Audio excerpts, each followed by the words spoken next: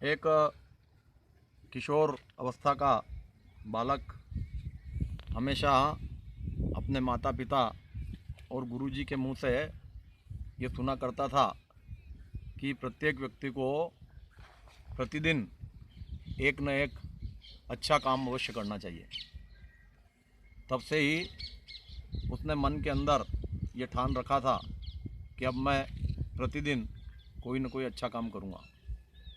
एक दिन वह जब एक स्थान से गुजर रहा था तो उसने देखा कि एक विकलांग बालक वहाँ पर मौजूद है और उसके साथ उसके पिता भी मौजूद हैं, लेकिन दोनों के चेहरे पर उदासी का भाव था और वे दुखी नज़र आ रहे थे। तब वह उनके पास में रुक गया और उनसे पूछा कि क्या हालचाल है, ऐसे दुखी दिखाई क्यों दे रहे हैं। तब उस बालक ने कहा कि मैं चलने फिरने में असमर्थ हूँ, मेरी भी इच्छा होती है कि मैं अन्य बालकों की तरह खेलूं कूदूं दौड़ूं भागूं।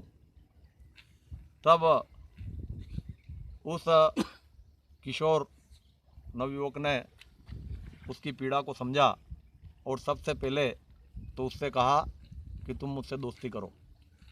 तब उस बालक ने दोस्ती के प्रस्ताव पर प्रसन्नता जाहिर की। तब उस किशोर बालक ने उसके साथ में बालू रेत के ढेर पर खेलना चालू कर दिया। वे कभी रेत के ढेर पर बालू से मकान बनाते, उसको तोड़ते, कभी अलग अलग प्रकार की आवाज़ें निकालते, ज़ोर ज़ोर से हंसते चिल्लाते। इस तरह से वे एक दूसरे के साथ क्रीड़ा करने लगे। उसके पिता ने भी देखा कि मेरा बालक जो शारीरिक अक्षमता के कारण से निरंतर अपने आप को दुखी अनुभव करता था, वह आज कुछ प्रसन्न मुद्रा में है। तब उस किशोर बालक ने कहा कि तुम्हारी पक्षियों की तरह उड़ने की इच्छा होती है या नहीं। तब उस बालक ने कहा कि आज पहली बार मैं किसी दोस्त के साथ घुल मिलकर खेल कूद करने के अवसर को पाया हूँ, उड़ने की बात तो मैंने कभी नहीं सोची। तब उस किशोर बालक ने कहा आओ मेरी पीठ पर बैठ जाओ। तब उसने उसको अपनी पीठ पर बिठाया और फिर खड़ा होकर दौड़ लगाई। जब दौड़ लगाई तो सामने से जो तेज़ हवा चल रही थी, उसकी हवा की ध्वनि उसके कानों में आ रही थी और उसको ऐसा ही लग रहा था कि जैसे वह पक्षियों की तरह उड़ रहा हो। तब उस बालक ने पूछा कि क्या तुमको ऐसा लग रहा है कि मैं पक्षियों की तरह उड़ रहा हूँ। तब उसने कहा कि हाँ हाँ मुझे ऐसा ही लग रहा है। इस तरह से दोनों ने घंटे 2 घंटे साथ में प्रसन्नता के बिताए और फिर वो किशोर बालक वहाँ से चला गया। उसके मन में एक अनूठी प्रसन्नता का अनुभव हुआ कि आज उसने एक विकलांग बालक के मन के अंदर जो पीड़ा थी उसको कम करने का प्रयास किया। फिर वे थोड़े थोड़े दिन में हमेशा मिलते रहते, अपनी दोस्ती का निर्वाह करते और जब मिलते तो दोनों प्रसन्नता का अनुभव करते थे। किसी व्यक्ति की दुख में पीड़ा में अगर यदि हम प्रसन्नता की मिठास घोलना चाहते हैं तो कोई ज़रूरी नहीं है कि उसके लिए केवल धन संपदा से ही मदद की जाए, साधनों से ही मदद की जाए। केवल भावना से और इस प्रयत्न से कि उसके मन के अंदर भी कोई प्रसन्नता की लहर आ जाए, निश्चित ही दूसरे व्यक्ति को प्रसन्नता पहुंचाई जा सकती है। लेकिन व्यक्ति इतना आत्म केंद्रित हो गया है कि उसको लगता है कि मैं स्वयं और मेरे परिवारजन और मेरे घनिष्ठ लोग ही पूरी दुनिया है। इससे आगे वो बढ़ना नहीं चाहता। और इससे भी बढ़कर यह स्थिति हो गई है कि परिजनों के साथ भी वह प्रेम, सद्भाव और अपनत्व नहीं रहा है, जो स्वाभाविक रूप से प्रत्येक मनुष्य के जीवन में होना चाहिए। उन व्यक्तियों की मनस्थिति और पीड़ा को तो कोई समझ ही नहीं पा रहा है, जिनके बालकों को उन्होंने पढ़ा लिखा कर योग्य बना दिया और वे ऊंचे ऊंचे अवसरों को प्राप्त करके बड़े बड़े शहरों में जाकर रहने लग गए और माता पिता अकेले रहकर उन बच्चों के सानिध्य, स्नेह और प्रेम के लिए तरसते रहते हैं। वास्तव में अगर यदि मनुष्य जीवन में आकर मानवीय गुणों से संपन्न बनने की किसी की अभिलाषा है, तो उसका एक ही सूत्र है कि जीवन के अंदर प्रेम और सद्भाव को स्थायी भाव के रूप में अपना लिया जाए। अगर यदि परिजनों के साथ में और जनसाधारण के साथ और परिचित हों या अपरिचित हों, उसके साथ प्रसन्नतापूर्वक मिलने का स्वभाव बना लिया जाता है, तो निश्चित रूप से वह प्रसन्नता स्वयं को भी प्रसन्न रखती है और जिस किसी के साथ संपर्क किया जा रहा है उसको भी प्रसन्नता प्रदान करती है। अगर यदि किसी दुखी पीड़ित व्यक्ति को किंचित मात्र भी सहयोग प्रदान कर दिया जाता है और उसके मन की पीड़ा को सुनकर, समझकर उसको कम करने के लिए प्रयास किया जाता है, तो निश्चित रूप से उसका कोई ना कोई अच्छा परिणाम और प्रतिसाद सामने आता है। केवल मनुष्य ही नहीं बल्कि पशु पक्षी भी प्रेम के और सद्भाव के अभिलाषी होते हैं। अगर यदि जो पालतू पशु हैं उनके साथ भी स्नेहपूर्ण व्यवहार किया जाता है तो उनको इस बात का बोध हो जाता है।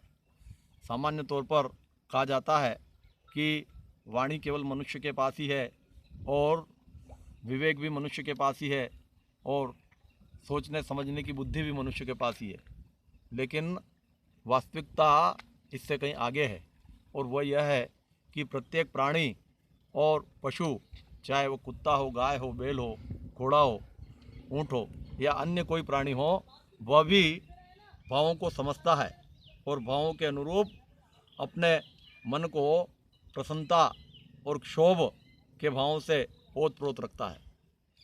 अगर यदि आप किसी कुत्ते को स्नेह देंगे तो निश्चित रूप से वह अपनी भावभंगिमा से जो स्नेह और प्रेम उसे मिला है उसकी प्रतिक्रिया अवश्य करेगा।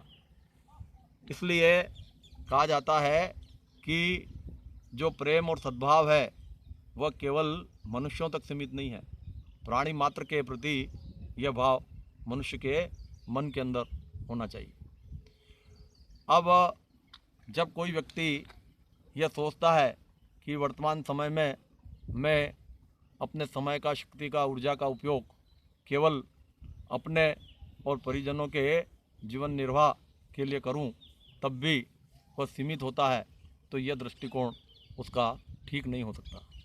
क्योंकि चाहे कोई भी व्यक्ति कितना भी व्यस्त हो और चाहे कोई भी व्यक्ति अपने रोजगार के कार्य में या अपने अन्य कार्यों में कितना भी व्यस्त हो, लेकिन निश्चित रूप से उसके पास शून्य काल भी होता है।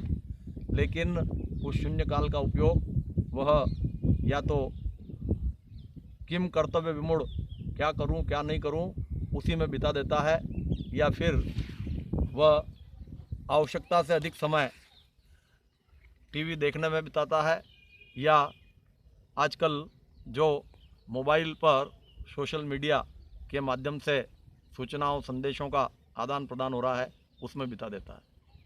उसके पास अगर यदि समय नियोजन व्यवस्थित है तो निश्चित ही वह कुछ समय ऐसे व्यक्तियों के बीच में बिताने के लिए भी निकाल सकता है जिसको आपके प्रेम की, स्नेह की आवश्यकता है।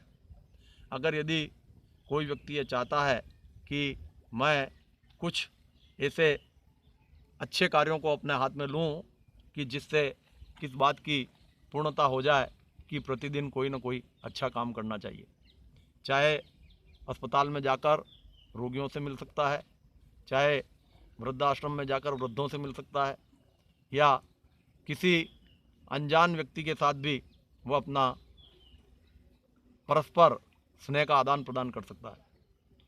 जो व्यक्ति स्वयं सुखी और प्रसन्न होता है वही दूसरे व्यक्ति को सुख और प्रसन्नता में सहभागी बना सकता है। अगर यदि कोई व्यक्ति ऐसा अनुभव करता है कि वह स्वयं दुखी है और वह स्वयं मन में क्लांतता अनुभव कर रहा है तो फिर दूसरे व्यक्ति को प्रसन्न कैसे करेगा। इसलिए सर्वप्रथम स्वयं का, दिनचर्या का और जीवन के तरीके का आत्मावलोकन और स्वयं कैसे प्रसन्न रह सके उसके उपाय उसको करना होंगे। और जो व्यक्ति जीवन की पद्धति को, जीवन के सार तत्व को समझकर स्वयं प्रसन्न रहने के सूत्र अपना लेता है तब फिर वह किसी अन्य की प्रसन्नता के लिए भी प्रयास कर सकता है। प्रसन्नता ऐसा तत्व है कि जो परस्पर आदान प्रदान से निरंतर वृद्धिगत होता जाता है। इसलिए जो व्यक्ति स्वयं सुखी, प्रसन्न और आनंदित अनुभव करता है वही दूसरे को यह प्रसन्नता प्रदान कर सकता है। इसलिए स्वयं कैसे प्रसन्न रहें इसके लिए जो जीवन की सार्थकता के सूत्र हैं उसे अपनाना होगा। और उसके बाद जो कोई व्यक्ति उसके संपर्क में आता है उसको अगर यदि उनमें कोई दुखी पीड़ित नज़र आता है तो उसकी सेवा के लिए, सहायता के लिए, उसकी प्रसन्नता के लिए अवश्य प्रयास करना चाहिए। जब एक छोटा सा बालक अपने माता पिता और गुरु के इस परामर्श के आधार पर कि उसे प्रतिदिन कोई न कोई अच्छा काम करना है, एक विकलांग बालक की प्रसन्नता के लिए कार्य कर सकता है, तो फिर जो प्रौढ़ व्यक्ति हैं, जो वयस्क व्यक्ति हैं, वह तो निश्चित ही ऐसा कार्य कर ही सकते हैं। इस छोटे से प्रसंग से हम यही प्रेरणा लें कि हम आत्म केंद्रित बनकर न रहें, अपने तक सीमित न रहें, बल्कि जहाँ कहीं भी हमें ऐसा लगता है कि हम मानवीय गुणों का प्रसार कर सकते हैं, जहाँ कहीं हमें लगे कि हम अपने व्यवहार से, अपने आचरण से किसी व्यक्ति की दुख और पीड़ा को कम कर सकते हैं, तो उस कार्य में हमें अवश्य ही सक्रिय होकर आगे आना चाहिए।